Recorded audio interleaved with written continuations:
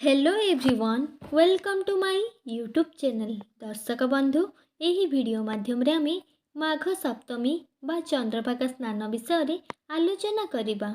माघ सप्तमी बा चंद्रभागा स्नान आम ओडिया संस्कृति परंपरार एक महान अध्याय। यह प्रत्येक वर्ष शुक्ल पक्ष माघ मास सप्तमी तिथि रे पड़ी थाए।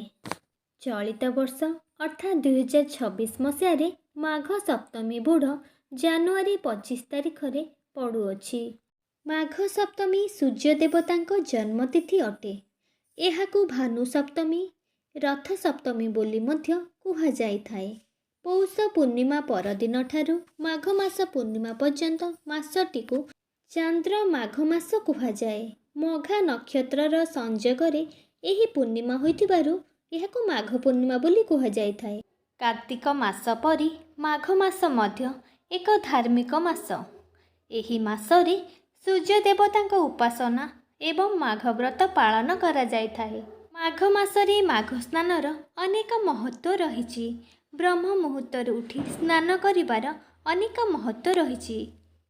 माघ मासरे जे माने माघ व्रत रखिथांती सेमाने गोटे वक्त अन्न भोजन ग्रहण करिथांती एवं ब्रह्म मुहूर्तरे उठी स्नान सारी संकल्प करी व्रतर आरंभ करिथांती।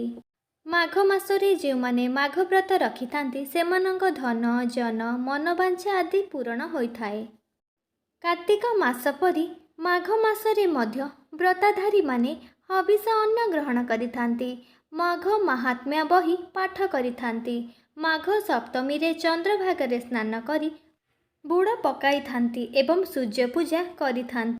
लोक माने विशेषतः भावे पाप नाश पाई चंद्रभागरे स्नान करी सूर्य देवताଙ୍କ उद्देश्य बुड़ पकाई थांती। अर्क क्षेत्र कोणार्करे एही माघ मासरे सूर्य देवताଙ୍କ स्वतंत्र पूजार्चना करा जाय थाए। पौराणिक कथन अनुसार सांब कुष्ठ रोगरे पीड़ित होइथिले। रोग मुक्ति पाई सांब सूर्य देवताଙ୍କ उद्देश्य अर्क क्षेत्र रे तपस्या करिथिले एवं एही माघ सप्तमी दिन चंद्रभागरे बुड़ पकाइथिले।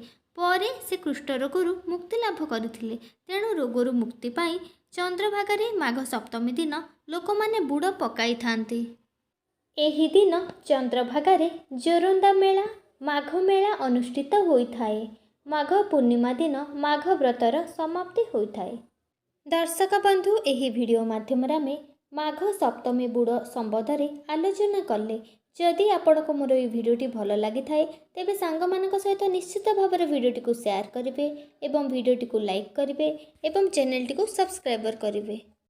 दर्शक बंधु पुणी आसबि आपणक पई एहीपरि किछि नुआ नुआ भिडियो नेकी आज पई रहुछि। धन्यवाद।